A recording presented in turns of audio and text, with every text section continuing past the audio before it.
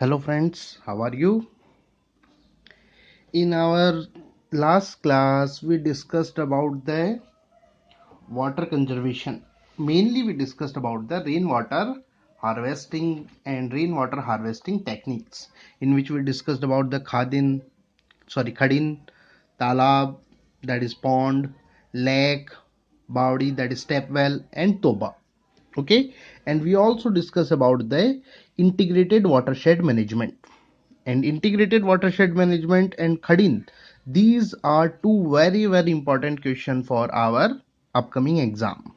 Okay, now in today's class I am starting the next natural resource, that is fossil fuel. That means coal and petroleum.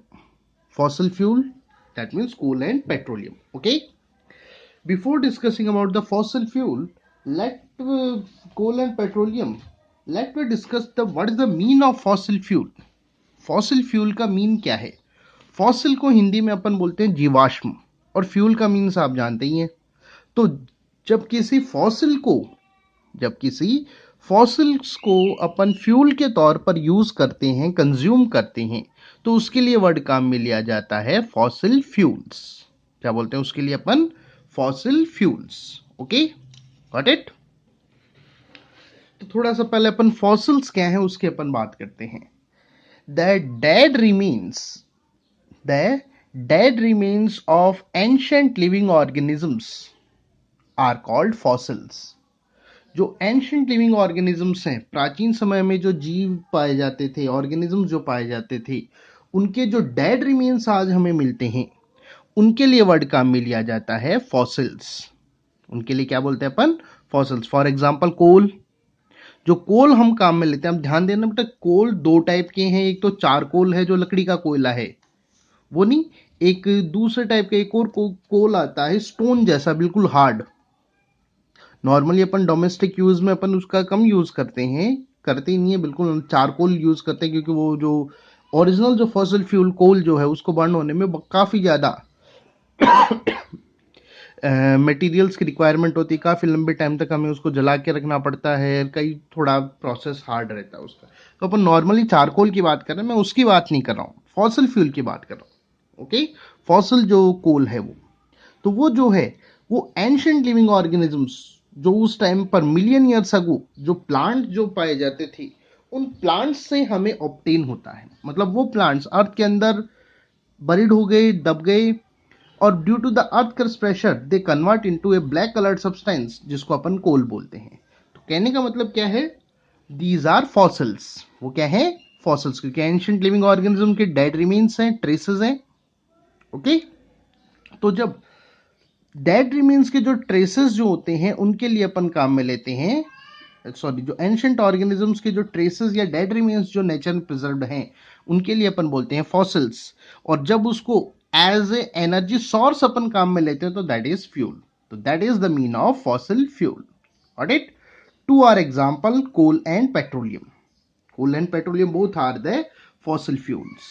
Okay, now let us start the first one, that is coal. It is a solid, actual में black coloured है, तो अपन ये भी बोल सकते हैं black coloured solid organic substance which formed by fossilisation of ancient plants. ये एक ब्लैक कलर्ड का ऑर्गेनिक सब्सटेंस है जो कि एंशिएंट प्लांट्स, यानी कि जो प्राचीन पहले के टाइम पर मिलियन ईयर्स अगो जो प्लांट्स पाए जाते थे, उनकी फॉसिलाइजेशन प्रोसेस से, फॉसिलाइजेशन जो प्रोसेस है उससे ये बनते हैं। फॉसिलाइजेशन प्रोसेस किसे बोलते हैं? वो प्रोसेस जिसके थ्रू एक लिविंग ऑर्गेनिज्म फॉसिल्स में कन्वर्ट होता है। देखो, हर एक जो एंशिएंट लिविंग ऑर्गेनिज्म है या कोई भी एक ऑर्गेनिज्म है, वो जरूरी नहीं है फॉसिल में कन्वर्ट हो। थोड़ा सा इस चीज को समझना। सपोज एक लिविंग ऑर्गेनिज्म की डेथ हुई, तो जैसे ही इसकी डेथ होती है, यहां पर मौजूद माइक्रो ऑर्गेनिजम्स इसको डिकम्पोज करना स्टार्ट कर देते हैं और फाइनली उसको मिक्स कर देते हैं सॉइल में। कई बार कुछ कंडीशंस में जो एक लिविंग ऑर्गेनिज्म है वो ऐसी कंडीशन में पहुंच जाता है प्रिजर्व्ड हो जाता है कि ये जो लिविंग ऑर्गेनिज्म माइक्रो ऑर्गेनिजम्स हैं ये उसको डिकम्पोज नहीं कर पाते, वहां तक पहुंच ही नहीं पाते या उतना ज़्यादा उसका डिकम्पोजिशन नहीं कर पाते, इसीलिए वो मिलियन ईयर्स के बाद हमें अर्थ क्रस्ट के अंदर से हमें ऑब्टेन होता है।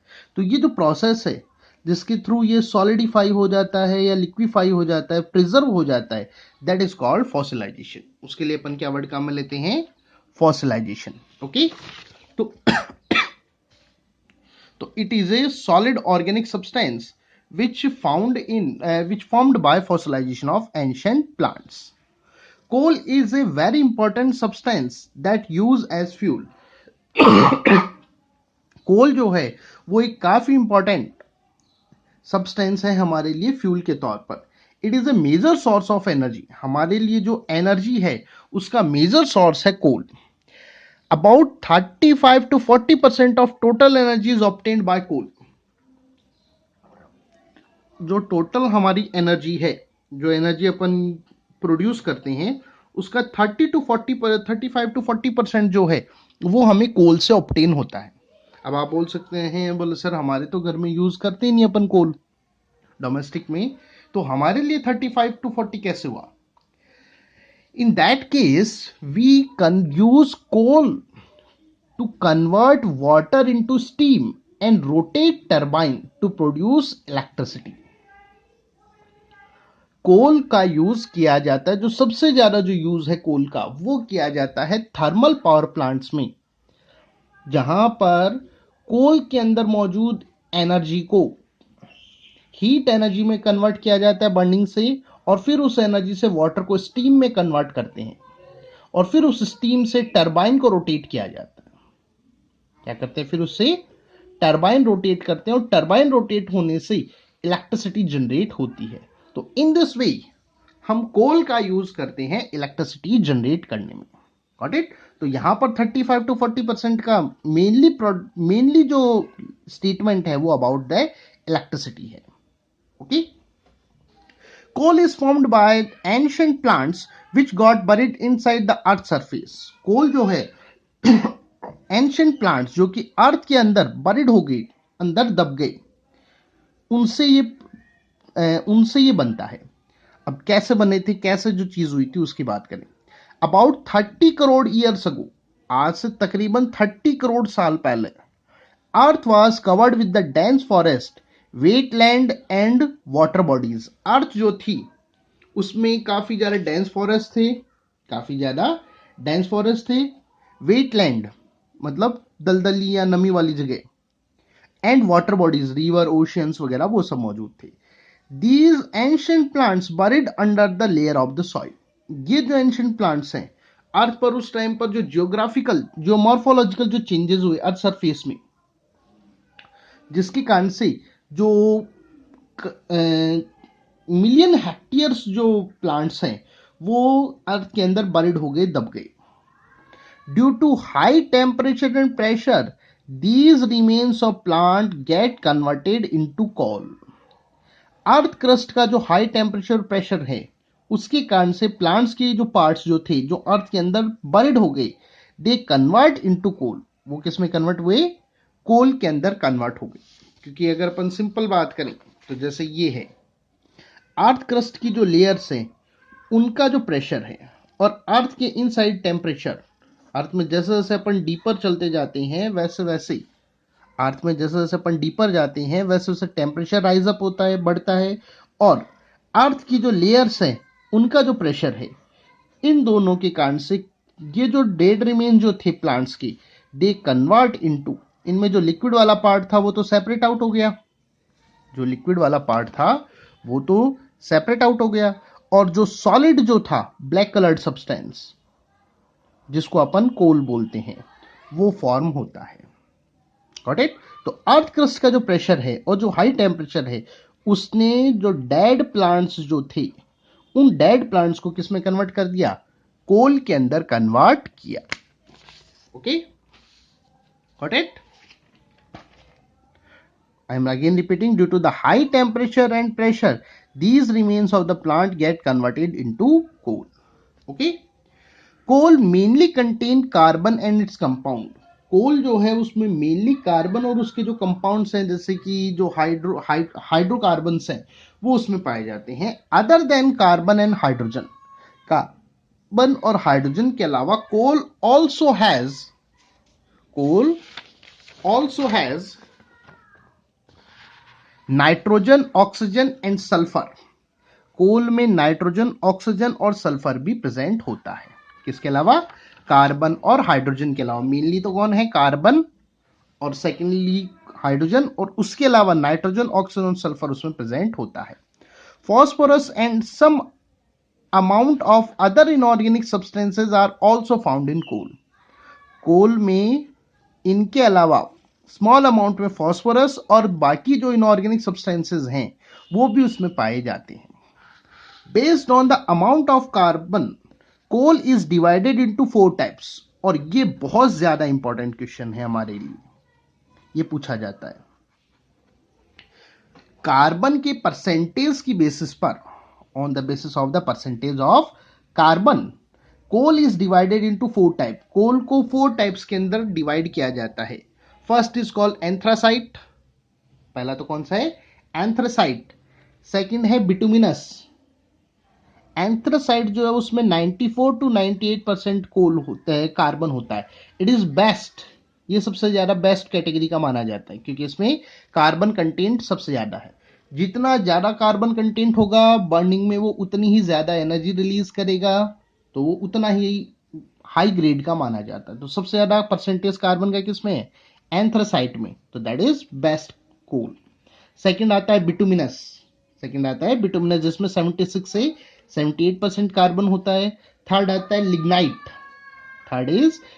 28 to 30%। और सबसे डाउन कैटेगरी के अंदर आता है पीट, दैट इज पीट, जिसके अंदर अबाउट 27% कार्बन प्रेजेंट होता है। सो दीज आर 4, और ये एग्जाम के लिए बहुत इंपॉर्टेंट है। पूछा जाता है right the 4 types of carbon, ये पूछा जा सकता है या डायरेक्टली पूछा जा सकता है which of the coal has highest amount of carbon, या write the name of coal which has highest amount of carbon. Got it? तो इस तरह से ये क्वेश्चंस यहां पे बनते हैं। नाउ अब यहां पर एक वर्ड है that is also very important for exam. When coal is heated at 1000 to 1400 degree Celsius in the absence of air, कोल को जब 1000 डिग्री सेल्सियस से 1400 डिग्री सेल्सियस के बीच में एयर के एब्सेंस में गर्म किया जाता है, इट गिव्स बिटुमिन, या जिसको अपन बोलते हैं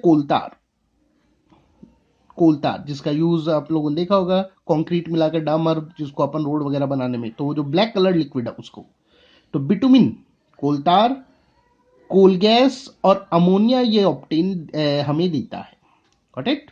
again repeating, when coal is heated at 1000 to 1400 degree Celsius in the absence of air, then it gives bitumen, coal gas and ammonia. This process is called destructive distillation. इस process को क्या बोला जाता है? Destructive distillation. Got it? Understand और not?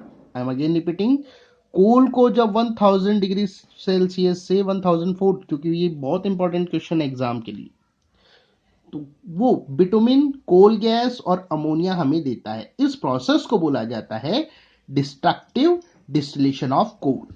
क्या बोलते हैं इसको? Destructive distillation of coal. Got it? Now अब अपन बात करते हैं इंडिया में कोल कहां कहां प्रेजेंट है। मेनली अपन बात करें तो जो झारखंड, मध्य प्रदेश, उड़ीसा, वेस्ट बंगाल और आंध्र प्रदेश, ये फ्यू स्टेट्स हैं जहां पर मेनली कोल पाया जाता है। Got it? तो in India coal is mainly found in Jharkhand, Madhya Pradesh, Orissa, Paschim Bangal that is west Bengal and Andhra Pradesh. ये कुछ स्टेट्स हैं जहां पर कोल हमें मेनली ऑब्टेन होता है। Got it? नाउ अब बात करते हैं अपन petroleum.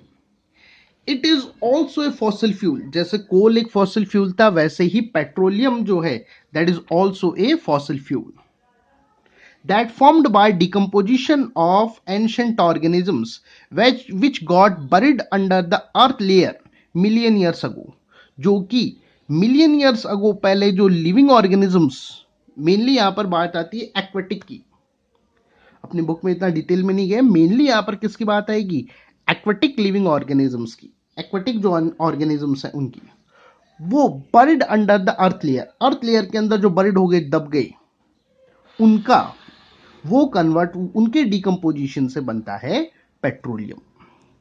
Got it? The extensive heat and pressure of the earth converted ancient organism into petroleum.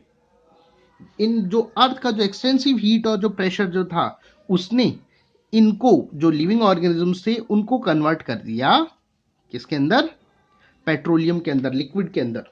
अब ये हुआ कैसे था उसकी थोड़ी सी अपन बात करते हैं। मेनली ये जो इवेंट है पेट्रोलियम का, ये एक्वेटिक लाइफ से जुड़ा हुआ है। ओके, तो जब कोई एक्वेटिक और ऑर्गेनिज्म, जैसे हम सपोज कीजिए दैट इज अ फिश, हालांकि ये फिश तो नहीं दिख रही, ये दिख रही है। ओके, ये जब इनकी डेथ होती है तो इनकी बॉडी जो है वो वाटर बॉडीज, ओशियंस, मेनली यहां पर बात ओशियंस की बात आएगी। ओशियंस जो आज यहां पर ओशियन है, या जहां पर पहले कभी ओशियंस या कोई ना कोई वाटर बॉडीज वहां पर हुआ करती थी, बिग वाटर बॉडीज, पॉन्ड हो गया, सॉरी पॉन्ड नहीं, बहुत बड़ी लेक हो सकती है, सी हो सकते हैं, ओशियंस हो सकते हैं। ओके, तो ये जो लिविंग ऑर्गेनिजम्स हैं, उनकी डेथ होने पर उनकी बॉडी जो है वो नीचे सेटल डाउन हो गई। ओशियंस के अंदर जो स्लिट, मतलब पैंदे के अंदर जो मिट्टी पाई जाती है, वो धीरे धीरे इनको कवर करती जाती है, क्योंकि मूवमेंट होता रहता है, और धीरे धीरे ये डीपर अंदर की साइड में मूव करते जाते हैं। जैसे जैसे मूव करेगा, डेफिनेटली प्रेशर बढ़ेगा अर्थ क्रस्ट का। अर्थ क्रस्ट का प्रेशर और जो हाई टेम्परेचर है, अर्थ क्रस्ट का जो प्रेशर और जो हाई टेम्परेचर है, उसके कारण से इनकी बॉडी का, जो ये लिविंग ऑर्गेनिजम्स हैं, इनकी बॉडी का डिकम्पोजिशन होना स्टार्ट होता है। इसमें से जो वॉलेटाइल लिक्विड्स है वो तो बाहर आ गए, और जो लिक्विड वाला पार्ट है हाई प्रेशर के कारण से, वो सेपरेट आउट होने के बाद जो यहां पर रॉक्स हैं, चट्टाने हैं, उनके बीच में ट्रैप हो जाता है। ओके, फिर यहां से अब हो सकता है जियोग्राफिकल मूवमेंट्स के कारण जहां पर कभी ओशंस थे आज वहां नहीं है, या ये लैंड पीस जो है वो टेक्टोनिक मूवमेंट के कारण से ऊपर उठ गई, तो आज यहां पर हम लैंड देखते हैं, पहले तो ये कभी किसी ओशन का बॉटम हुआ करता था। ओके, तो यहां पर अब ये जो जो रॉक्स के बीच में जो ट्रैप लिक्विड है, इसे बाद में ड्रिल आउट करके बाहर निकाला जाता है। ड्रिल आउट किया, यहां पर मान लीजिए ये लैंड पीस बन चुका, तो यहां पर ड्रिलिंग करके इसको बाहर निकालते हैं। यहां ऊपर वाली साइड में तो गैसेस होती है जिसको अपन बोलते हैं नेचुरल गैस। ये नेचुरल गैस, ये जो वॉलेटाइल जो लिक्विड है उसके रिजल्ट में ये बनती है। और यहां से हम एक ब्लैक कलर्ड का एक ऑयल हमें ऑब्टेन होता है, ब्लैक ऑयल, जिसको अपन बोलते हैं क्रूड ऑयल, क्रूड ऑयल या पेट्रोलियम। क्या बोलते हैं इसको अपन, क्रूड ऑयल या petroleum. Got it? Understand? Now come to the topic. So I think ये ऊपर वाला पैराग्राफ क्लियर हो गया होगा। इट वापस रिपीट कर देता हूं। Formed by the decomposition of ancient oil which got buried, यहां से अपन बात करते हैं। The extensive heat and the pressure of the earth converted ancient organisms into petroleum. Okay? The petroleum found in nature as a thick black colored liquid called crude oil और rock oil. Petroleum जो है वो nature के अंदर thick या black coloured liquid की form में पाया जाता है, जिसको अपन बोलते हैं क्रूड ऑयल या rock oil. Okay, this oil contain different compounds. ये जो ऑयल है इसके अंदर डिफरेंट कंपाउंड्स पाए जाते हैं। क्या रहते हैं इसमें, डिफरेंट कंपाउंड्स उसमें पाए जाते हैं। Okay, the fractional distillation of the crude oil give different compounds like the petrol, diesel, kerosene, petroleum gas, vaseline, lubricant, wax, etc. इस क्रूड ऑयल का जब फ्रैक्शनल डिस्टिलेशन किया जाता है, क्या करते हैं अपन, इसका फ्रैक्शनल डिस्टिलेशन जब अपन करते हैं तो हमें डिफरेंट कंपाउंड जैसे कि पेट्रोल, डीजल, केरोसिन या पेट्रोलियम गैस एलपीजी जिसको अपन बोलते हैं, वैसलीन, लुब्रिकेंट्स, वैक्स, ये सब हमें ऑब्टेन होते हैं। Got it. अब बात करते हैं अपन conservation and management of coal and petroleum. Conservation and management of coal and petroleum. Okay, coal and petroleum both are fossil fuels. अभी अभी अपन ने बात की, कोल और पेट्रोलियम जो है वो दोनों ही एक तरीके से फॉसिल फ्यूल्स हैं। दोनों ही कैसे हैं? फॉसिल फ्यूल्स हैं, क्योंकि फॉसिल लिविंग ऑर्गेनिज्म जो एंशिएंट लिविंग ऑर्गेनिज्म उनसे हमें ऑब्टेन है, तो these are fossil fuels. They are non renewable resources. ये कैसे हैं? नॉन रिन्यूएबल रिसोर्सेज है बिकॉज इनके जो बनने की जो प्रोसेस है, इनकी जो बनने की प्रोसेस है वो बहुत ज्यादा स्लो है। अभी अपन ने बात किया था, आज जो अपन कोल और पेट्रोलियम कंज्यूम कर रहे हैं, that is result of the million years process. वो किसका रिजल्ट है? मिलियन ईयर्स की प्रोसेस का रिजल्ट है। Got it. तो और इनकी वापस से बनने की रेट बहुत ज्यादा स्लो होती है, क्योंकि स्टार्ट में अपन ने बात किया था that is a non renewable, जिनकी रेट ऑफ फॉर्मेशन बहुत ज्यादा स्लो हो, जिनकी इन फ्यूचर, नियर फ्यूचर, जिनके बनने की पॉसिबिलिटी बिल्कुल ना के बराबर हो या बिल्कुल नहीं हो, तो उनके लिए अपन वर्ड काम में लेते हैं non renewable resources. And again repeating, these are non renewable resources and their quantity is limited in nature। और इनकी क्वांटिटी जो है वो नेचर में बहुत ज्यादा लिमिटेड है। Got it? These are formed in hundreds of years। ये हंड्रेड्स ऑफ, एक्चुअल में हंड्रेड्स बोलते हैं, बाकी एक्चुअल में तो यहाँ पे वर्ड काम में लेना चाहिए था मिलियन ऑफ ईयर्स। ये जो है वो मिलियन या हंड्रेड्स ऑफ ईयर्स के रिजल्ट में ये बनते हैं। The over exploitation of these resources will finish in nature. इनका ओवर एक्सप्लॉयटेशन जो है इनको फ्यूचर के अंदर फिनिश कर देगा, क्योंकि इनकी डेफिनेट है ये एलिमिनेट होंगी, क्योंकि इनकी रेट ऑफ फॉर्मेशन बहुत ज्यादा स्लो है। Other than there limited availability, the burning of fossil fuels create environmental pollution. Fossil fuels की लिमिटेड अवेबिलिटी के अलावा इनके साथ एक और प्रॉब्लम जुड़ी हुई है, वो है इनका एनवायरमेंटल पॉल्यूशन। क्या? Environmental pollution. Okay, therefore they should be use in sustainable manner. इसलिए इनको सस्टेनेबल मैनर में यूज करना चाहिए, ताकि इनकी अवेबिलिटी भी लगातार बनी रहे, इनकी अवेबिलिटी भी कंटिन्यूसली बनी रहे, प्लस अवेबिलिटी तो बनी रहे, इसके अलावा जो इनसे जो एनवायरमेंटल जो पॉल्यूशन जो क्रिएट हो रहा है उसे भी मिनिमाइज किया जा सके। ओके, इसलिए इनका जो इस therefore they should be use in sustainable manner, या अपन ये भी बोल सकते हैं इनका कंजर्वेशन और मैनेजमेंट जरूरी है। Therefore they should be used in sustainable manner, or we can say that there is a need of conservation and management of coal and petroleum। Got it? The requirement of, अब अपन कर क्या सकते हैं इसके management में? अगर अपन इसके management की कंसिडरेशन की बात करें तो अपन क्या कर सकते हैं? The requirement of fossil fuels can decrease by use of alternative or non-conventional energy resources। जो फॉसिल फ्यूल्स की जो रिक्वायरमेंट है उसको डिक्रीज किया जा सकता है, क्योंकि जो फॉसिल फ्यूल्स की हमें रिक्वायरमेंट रहेगी, हम वापस से उस स्टोन एज में नहीं जी सकते जहां पर एक मशाल लेकर अपन घूम रहे हैं, या फायर वगैरह जो है उसके लिए अपन लकड़ी वगैरह जला रहे हैं, क्योंकि अगर फॉसिल फ्यूल खत्म होंगे तो डेफिनेटली हमें वापस वही जो ट्रेडिशनल सोर्सेज है उनकी तरफ जाना पड़ेगा, तो हमें इसकी रिक्वायरमेंट रहेगी। अब ये रिक्वायरमेंट को हम कैसे कम कर सकते हैं?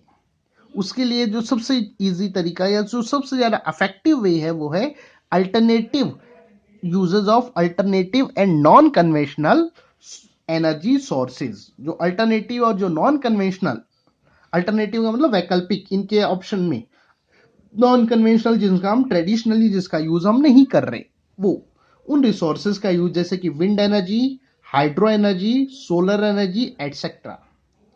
ये जो रिसोर्सेज जो है अल्टरनेटिव सोर्सेज है, इनका अपन यूज कर सकते हैं। अब इन सोर्सेज के साथ फायदा क्या है? These sources are abundant in nature.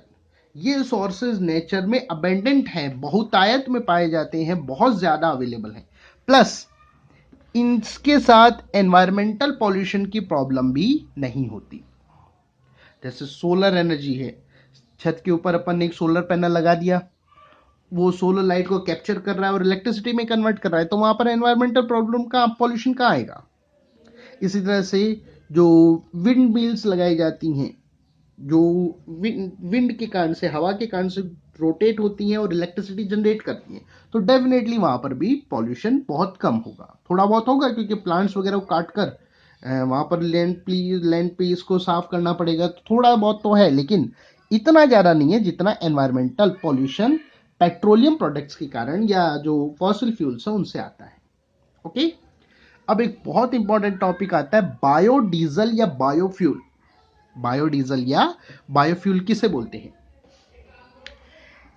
Similar है डीजल की, कंपैटिबल है, सिमिलर या कंपैटिबल है डीजल की। बस फर्क ये है कि जो डीजल अपन यूज कर रहे हैं वो बना था मिलियन ईयर्स की जो प्रोसेस है फॉसिलाइजेशन, उसके रिजल्ट में, जबकि यहां पर प्लांट्स जो हैं, कुछ स्पेशल प्लांट्स हैं, उनके शीड से ये ऑब्टेन होता है। कौन? बायोडीजल या बायोफ्यूल। Got it? तो अपन बोल सकते हैं biodiesel is obtained from biological source like the jatropha और करंज प्लांट्स। बायोडीजल जो है वो बायोलॉजिकल सोर्सेज जैसे कि जेट्रोपा या करंज जो प्लांट्स है उनसे हमें ऑब्टेन होता है। These plants are called biodiesel plant. इन्हें बायोडीजल प्लांट बोलते हैं। और ये काफी इंपॉर्टेंट क्वेश्चन है, which plants are called biodiesel plant? That is jatropha and karanj plants, these are called biodiesel plants. इनके जो लिक्विड है शीड्स का, उसे अपन बायोडीजल बोलते हैं। Got it? This oil is equivalent to diesel as fuel. ये ऑयल जो डीजल है, जिसको हम फ्यूल के तौर पे काम में लेते हैं, उसके इक्विवेलेंट है, उसके जैसा ही है। It can use in traditional diesel engine without any modification. इस बायोडीजल का यूज हम हमारे जो ट्रेडिशनल जो इंजन्स हैं, डीजल इंजन्स, उनमें बगैर किसी मॉडिफिकेशन के हम डायरेक्टली हम यूज कर सकते हैं। It is a clean substitute for conventional fuel, that is diesel. ये हमारे कन्वेंशनल फ्यूल यानी कि डीजल का एक क्लीन सब्स्टिट्यूट है, उसका एक क्लीन सब्स्टिट्यूट है, because it is a non poisonous biodegradable renewable energy resource. क्योंकि ये नॉन पॉइजनस, इससे कोई टॉक्सिक केमिकल्स नहीं है, बायोडिग्रेडेबल, अगर इसका कोई लीकेज हो जाए तो जो बैक्टीरिया वगैरह है वो इजीली इसको डिकम्पोज कर सकते हैं। ओके, रिन्यूएबल, क्योंकि प्लांट से मिल रहा है तो प्लांट्स तो हम आराम से जैसे क्रॉप यील्ड करते हैं, हार्वेस्ट करते हैं, वैसे कर सकते हैं। तो that is non poisonous biodegradable renewable energy resource. It non polluting fuel, pollution बहुत कम है। हालांकि नॉन पॉल्यूटिंग वैसे करेक्ट वर्ड तो नहीं है, लेस पॉल्यूटिंग होना चाहिए, लेकिन जो एज पर द जो टेक्स्ट बुक्स में जो लिखा गया है उसके अकॉर्डिंग बोला हुआ है, नॉन पॉल्यूटिंग फ्यूल है।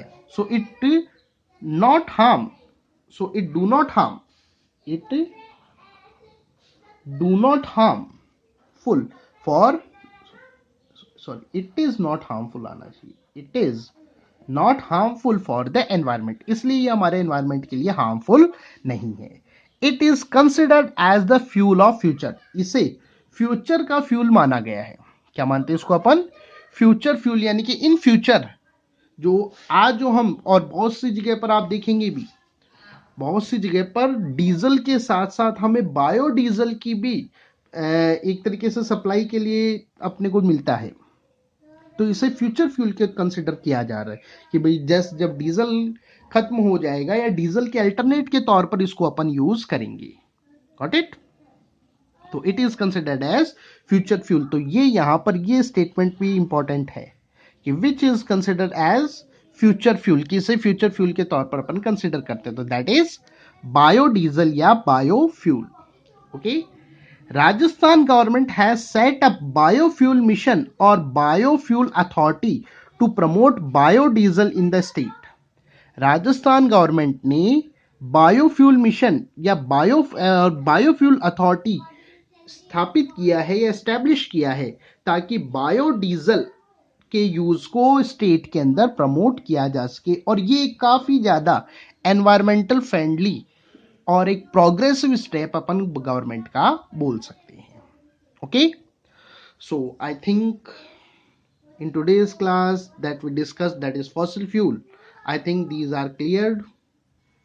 Okay, about the participation of the only a few only 10 to 15 minute chapter is remaining, so we will discuss in next class. Okay, thank you, hope you like it.